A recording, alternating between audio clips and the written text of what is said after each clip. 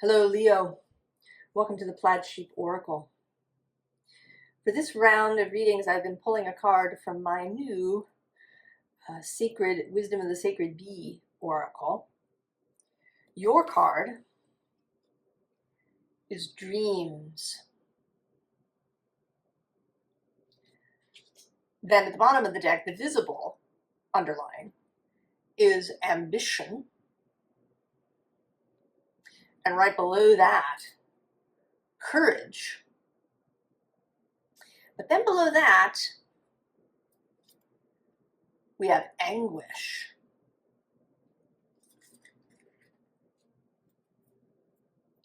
The unseen underline at the bottom of the deck is Ascension.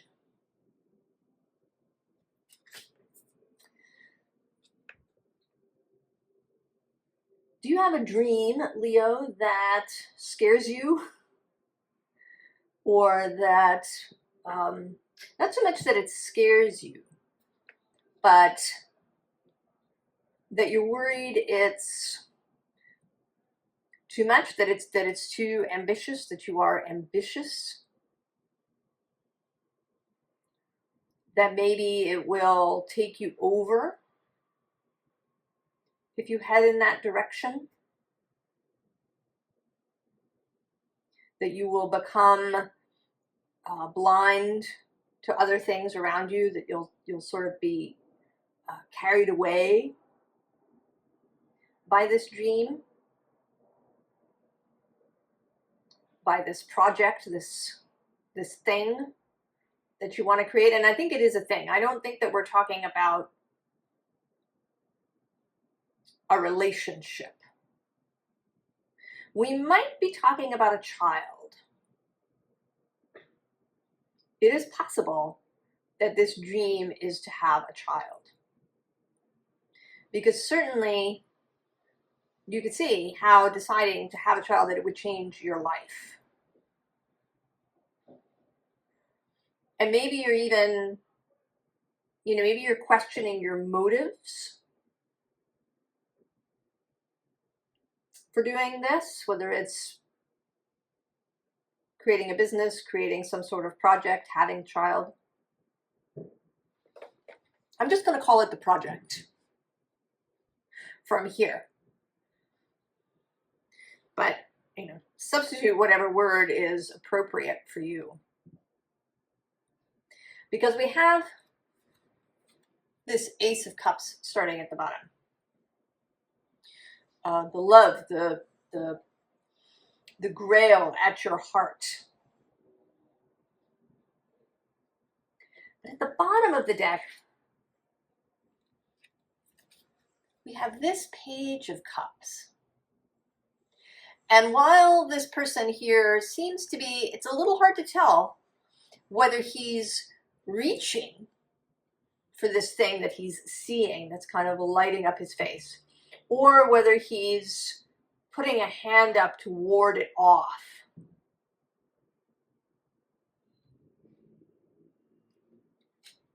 And then next to him on the bottom is this King of Wands. And the King of Wands is traditionally your court card, Leo. But he's not very King of Wands-ish. But he's tied up. He's tied up to something behind him.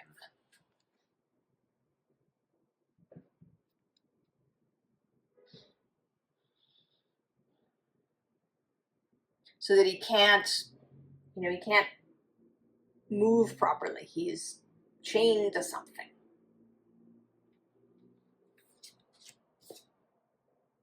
So it seems like you have some kind of concern that whatever this thing, this project is, that there's something wrong with it, or that it will take you over. I was actually watching this video conversation between Trevor Noah and Simon Sinek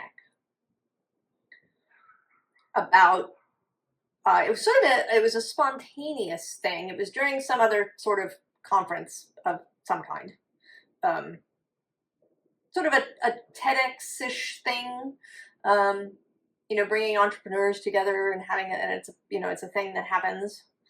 I didn't really pay attention to the exact details of it, but they just sort of, you know, they took this 25 minutes to have this conversation, and it was about friendship and how we've, you know, maybe we've lost sight of that. That one of the things that people sacrifice on the way to the top is their friendships.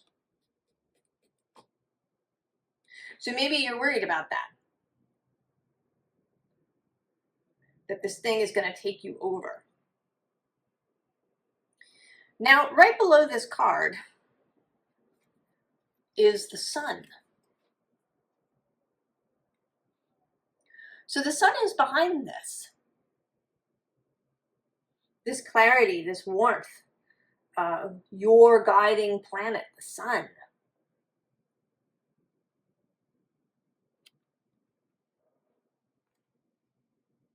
And the other interesting thing about this sun card,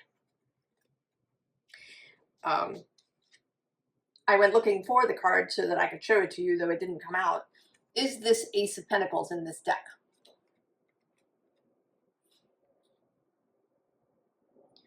So this association between this Ace of Pentacles, this thing, which if you watched the most recent collective reading, this Ace of Pentacles plays a part. And it's actually been appearing, it appeared in the Aries reading too, not this particular card, but the Ace of Pentacles. And I expect that it's going to make some sort of appearance, maybe in all the readings as we go forward in different ways. Here for you, it's kind of in a sideways way. Now there's another interesting thing about my finding this card. So the next card, I mean, actually right below the sun is this Five of Wands, which is so interesting. Again, there's this feeling of being taken over by something, as if these people who are having this argument, this conflict, are being perhaps controlled by something underneath.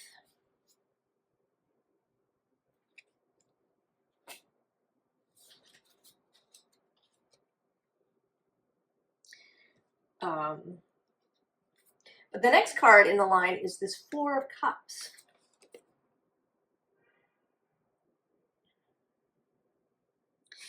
And I hadn't really thought about it, but as I was looking through this deck to find the Ace of Pentacles, I passed by the Moon card. And you see it is, right, it's the same image. It's just that in the moon, here the moon is waxing in the Four of Cups. Here it's waning in the Moon card. But that it's the moon, that there's this sense of something unseen. So you've been pushing this away. You've been pushing away the cup, right? That's usually the image we see in the Four of Cups.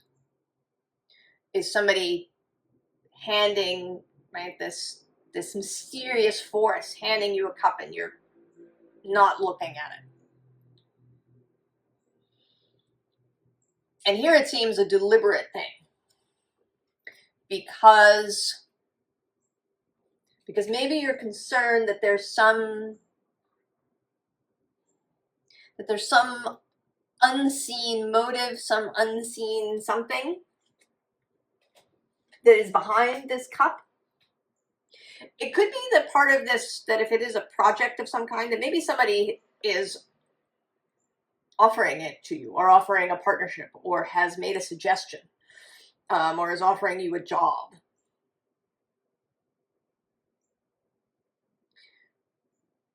And you're hesitating.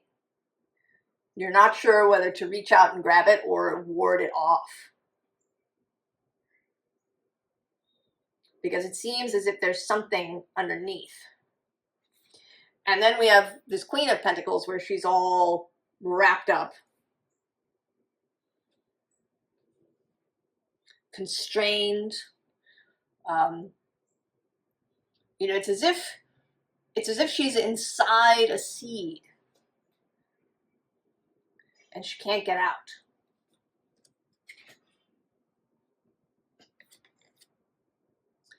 And then the Seven of Pentacles. This is the first seven. There's going to be more of them.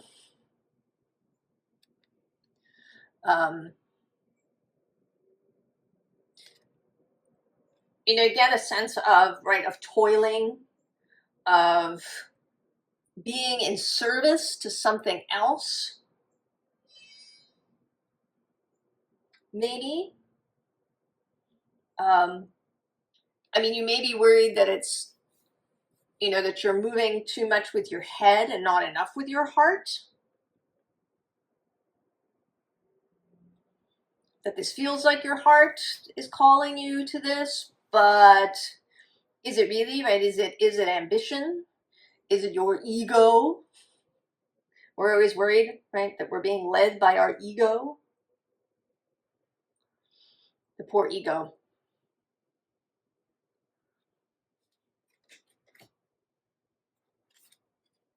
And then the Knight of Pentacles, also, you know, a card that can be lovely. Loyal, steadfast, persevering, dedicated, devoted, practical. But, you know, you may also be on a practical level concerned that there's going to be too much sort of drudgery. You know, if you're starting your own business, maybe you are acutely aware that there's stuff, you know, that there's accounting things and there's logistical things that have to be done to keep a business going. And it's seeming really, oh, heavy. Or if it's a child, for sure. If you kind of pay attention to modern memes, you know, having children is all about doing a lot of work. You know, making schedules and packing lunches and, you know, making sure your kids get places and school play dates and all of these things, and, you know, saving money for college. And, you know, why anybody has children, I don't know anymore, if they're paying attention to this kind of messaging.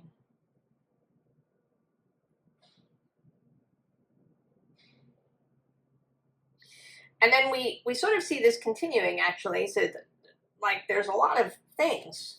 We have this Eight of Materials, right? That there's so much that has to be juggled. Here with the Page of Materials, there's a sense, right, that you might get taken over, that your entire mind, everything that you are, will be focused on this thing, that you will maybe lose yourself.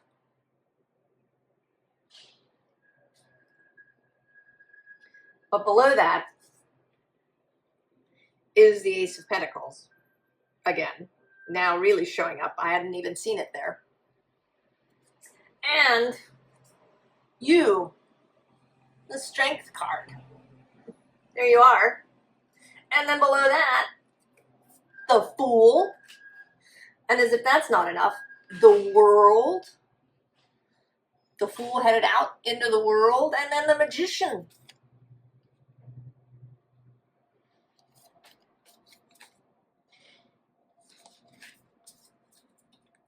And then at the bottom of the deck is this beautiful Nine of Materials.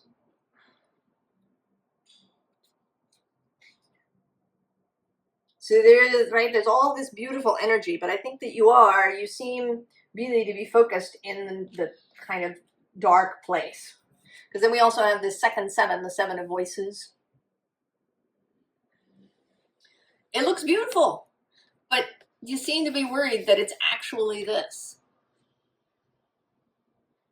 Right? That there's something you're not seeing, that there's some fine print somewhere that you've missed that's going to take you into a really difficult direction. that you're going to find yourself in a bad place. Kind of, you know, in this card, right, it feels like a bad neighborhood. Because you're going to turn the corner and find yourself in some, you know, dark place. And then this 5 of inspiration, which often looks to me as, you know, just trying lots of different stuff, having fun doing that. But here it seems,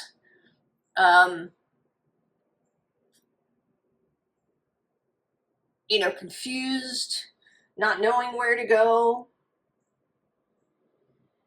you know, maybe too many things to do and not knowing how to, you know, where to start. Lots of difficulties that you don't anticipate, or that you are anticipating. And then the 2 of voices, the 2 of swords, you know, pulling your hair out. But next to that is the Ace of voices, the Ace of swords. So I believe that whatever this thing is, it will not stop talking to you.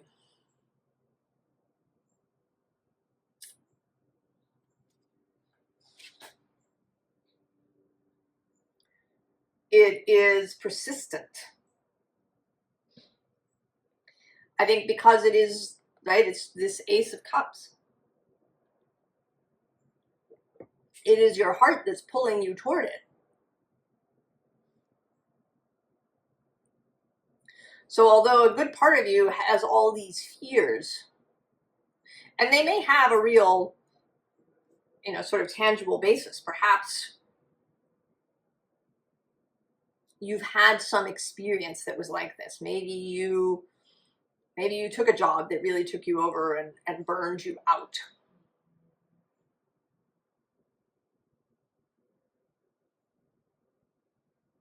Or you've, you know, seen something happen to some friend or family member when they had children.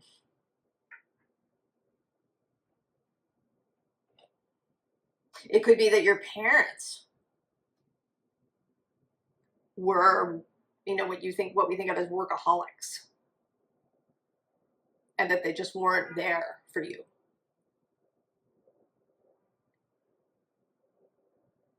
Or it could be that you did a project and there was some fine print that came to bite you on the ass later.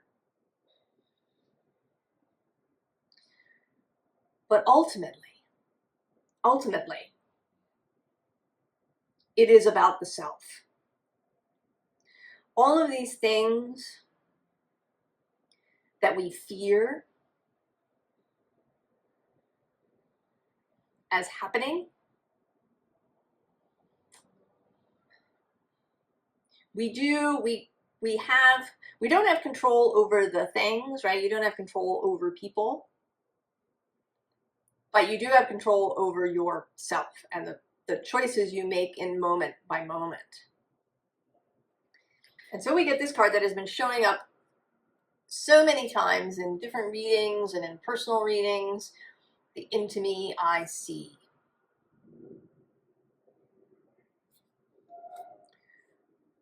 Knowing yourself.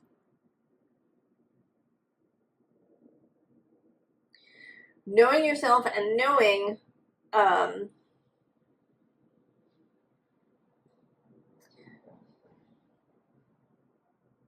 that you will always have guidance from your heart. Because right below that we have this great big love card.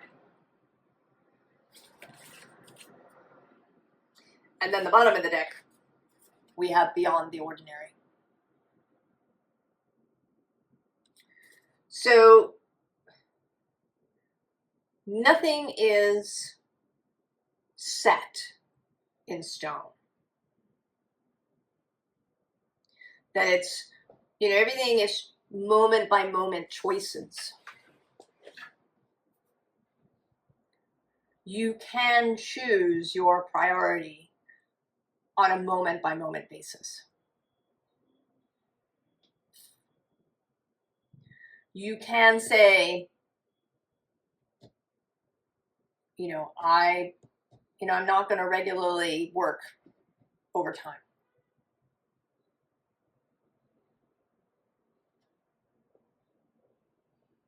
I'm gonna, decide that on a case-by-case basis. I'm going to continue to listen to my own heart.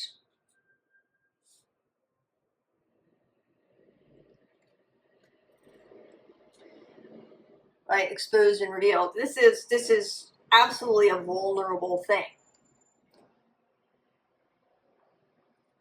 Because we believe that the only way that something can succeed, right, that a business, right, or a project is going to succeed, or even a child, if you just throw your entire self into it.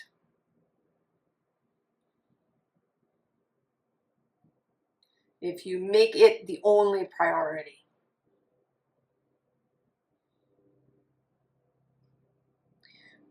But I don't believe that that's true, and I believe that this message is saying that it isn't true.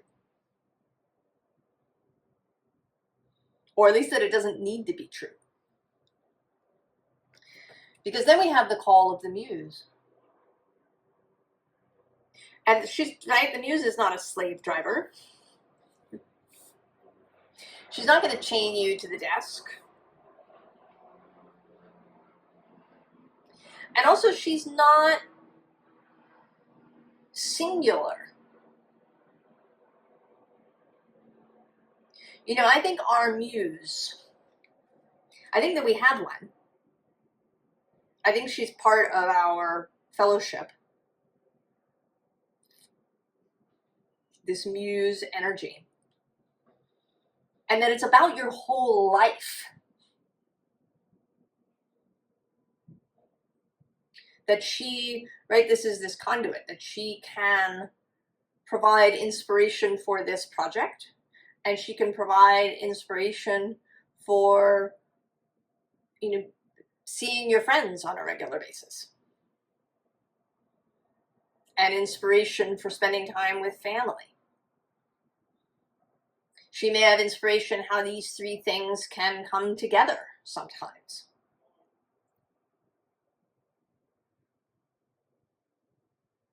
Your Muse is for your whole life.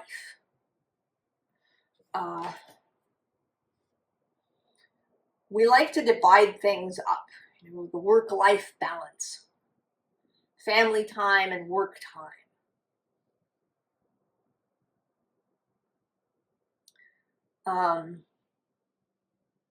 There's lots of talk about how we, the labor that we do.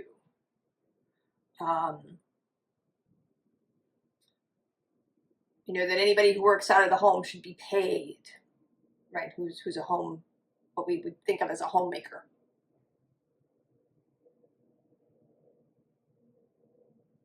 Or that these, right, that this is, I don't know, that this is work. But it's all life. Every bit of it is life.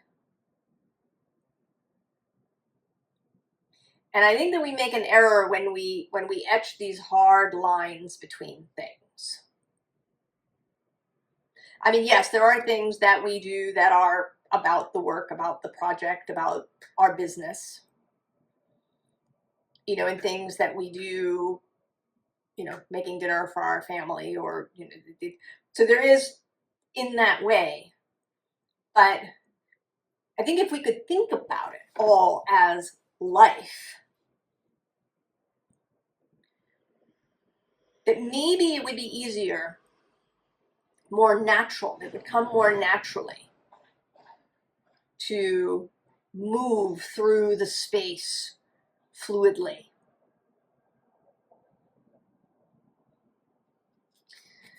And so we have ears wide open to listen on a moment-by-moment basis, to allow your feelings, Leo, to allow that sun in your heart to guide your choices. as you go along.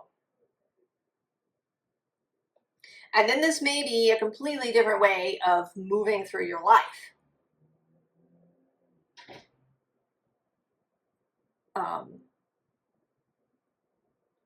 That, you know, in the past, perhaps you have thrown yourself 100% into something and you haven't allowed anything, any other, you know,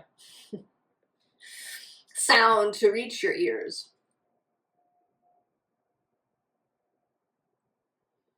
Or you are very delineated and maybe you are,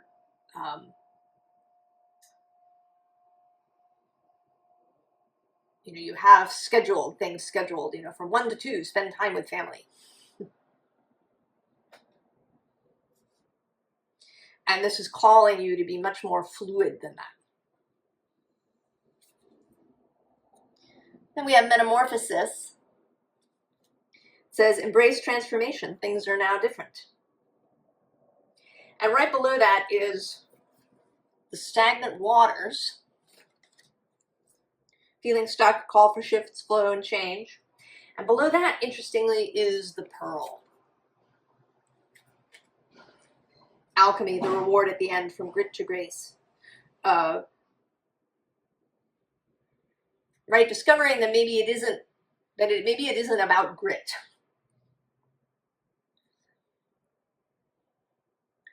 That maybe it's not about, you know, spending 80 hours a week doing whatever it is. That there is another way.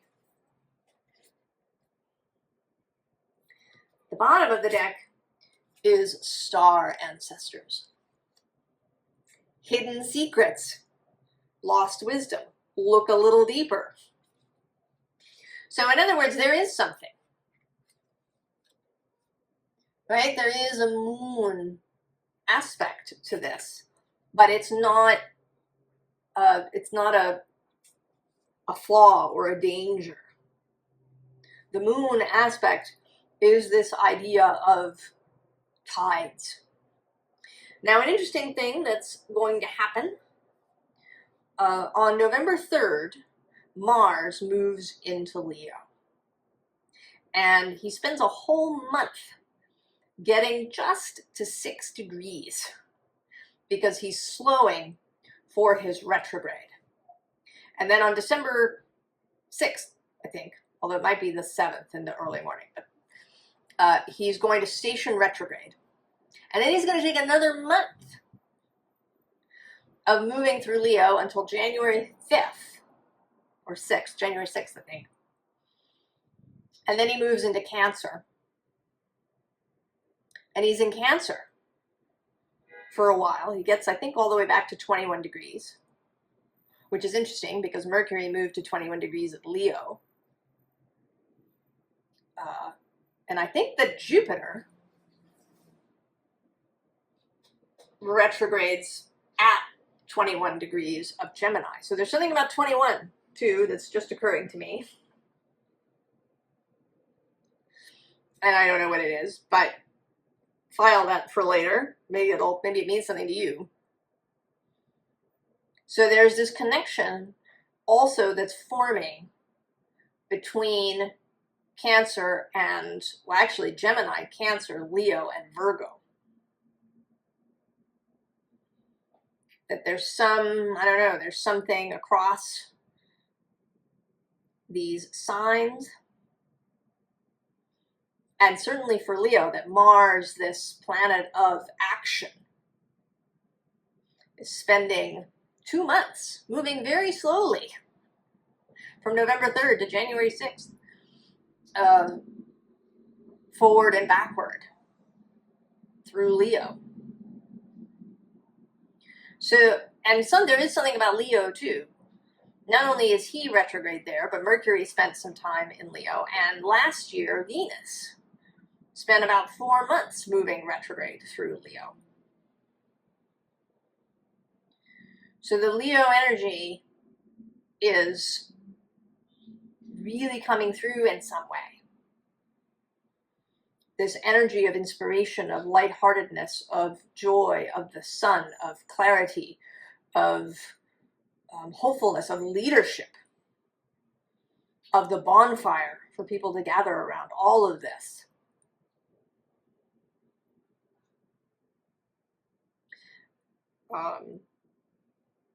So this next card, that leads me to this next card, which is the ripple effect. It says part of something bigger. Details are taken care of. And there's this, you know, Milky Way spiral galaxy thing here in the center. And then there's this bottom of the deck where we started, of ascension. So there's something bigger at play here, Leo. This thing that you want to do is part of something bigger. That whatever it is that you are doing and the way in which you do it is going to have a ripple effect. That it will affect other people, the way other people do things. There is something about it that is more important. That may also be this hidden aspect. And it may be, you know, that you're feeling some of that. That it feels too much or too big, or, you know, really, I'm part of something bigger, or that's kind of scary. It seems like a big responsibility. But the deal is that you are not in charge of those details. Those details of how it will ripple out are not your business. That's the business of Source. Right? We have this Isle of Avalon, which says healing, returning to wholeness, transformation. But to me, it seems, you know, this, right? This is you. You are in charge of you. And of this particular piece of the whole. You're not there to worry about the details that Source is in charge of. The way that everything meshes together. It's too big. You can't do it. You know, some of the ripples may be 50 years from now. There's no way to know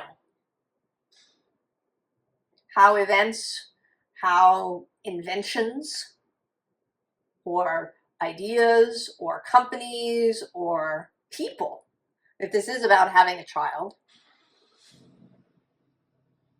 how that is going to ripple out into the world. Your job is just to mind your piece of it.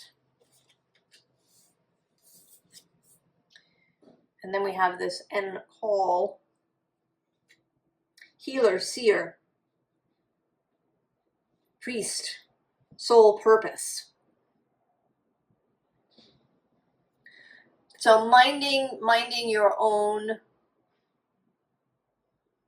piece of it, just having an awareness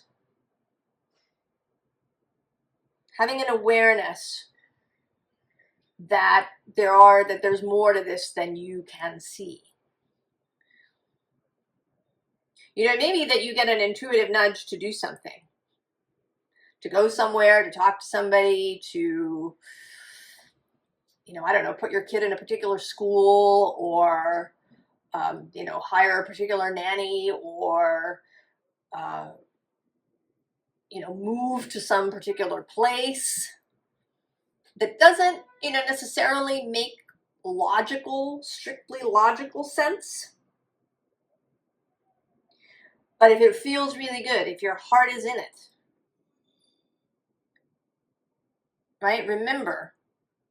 Just remember, be aware that there is more than meets the eye, that you are part of a greater whole. So, formal advice.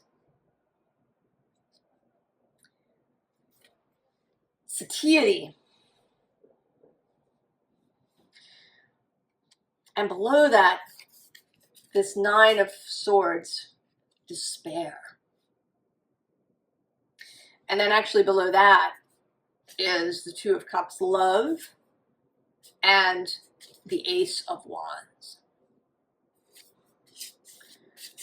So again, right, if you have a fear, right, if you have a fear of too much, if you have a fear of too much, the bottom of the deck is the Princess of Discs.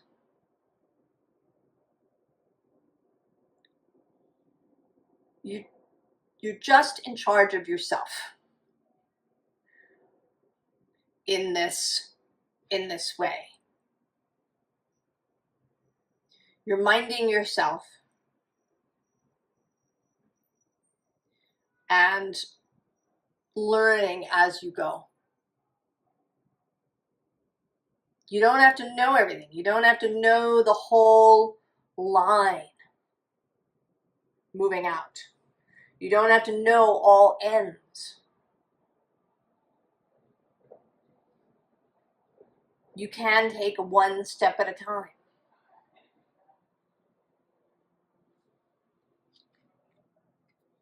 Then we have the Seven of Cups, seduction. Allow source, allow your heart to seduce you. We tend to think of seduction in a negative way. To think of it as being led into trouble, being led into mistakes, being led into disloyalty, being led into disaster.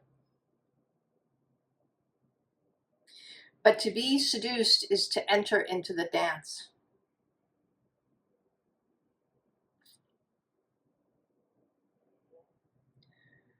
To allow your heart and source and your wider self to show you how it can be.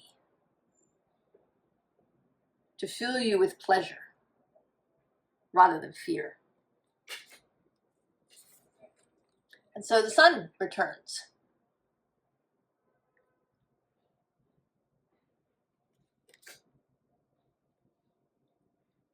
Right? Allow yourself to be warmed. Allow things to get really good, Leo. And then we have the Tower. But it's kind of an interesting Tower. It's really more, right? It's more about the lightning in this card. Allow the inspiration. Allow the call of the muse.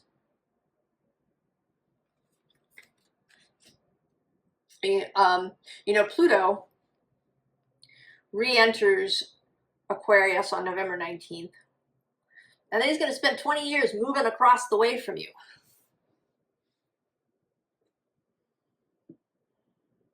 There's going to be change.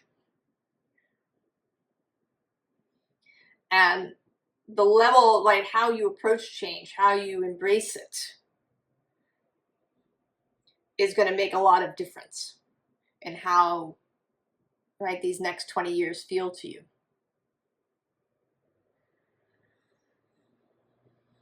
And if you know somebody with a strong Cancer energy who's doing really well,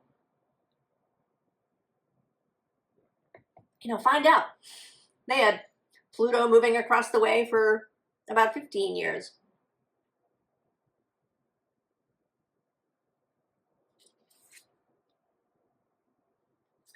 Because then we have this King of Swords, Aquarius traditionally. And, this card often, feels to me like the Ace of Swords. It has a very, Ace of Swords aspect.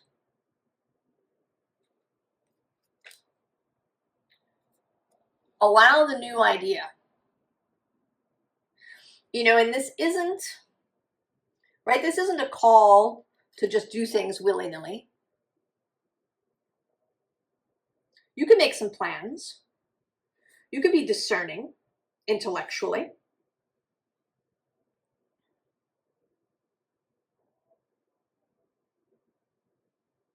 but there is a transformation of mind happening. I think for all of us. There's also going to be some oppositions between Leo, or between Mars and Pluto. It starts actually on November 3rd. Mars in Cancer still, Pluto in Capricorn still. But then they're going to oppose each other twice more. And then it'll be Leo Aquarius.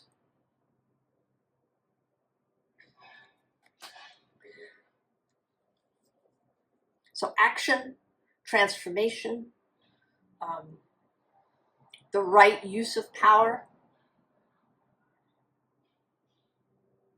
the right use of leadership, the individual within the collective, taking action as an individual, but within the collective. I think all of these themes are going to come up for all of us.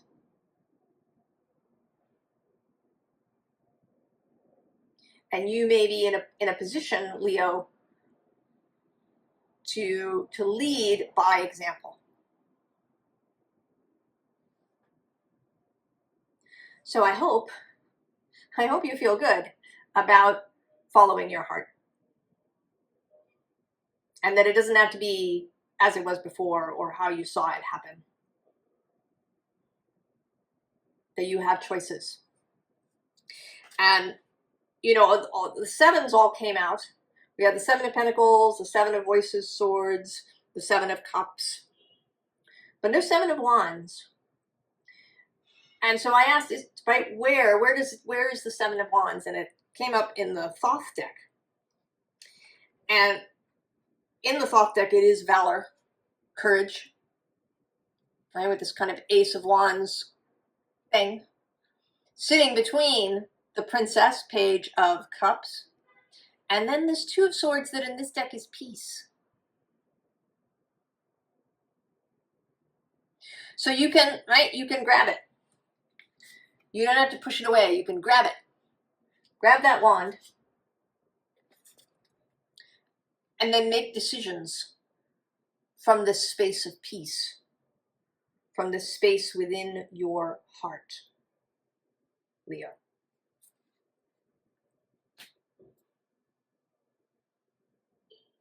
I wish you the very, very best. And I hope that you're excited about whatever it is that you're going to create. And I will see you next time. So long.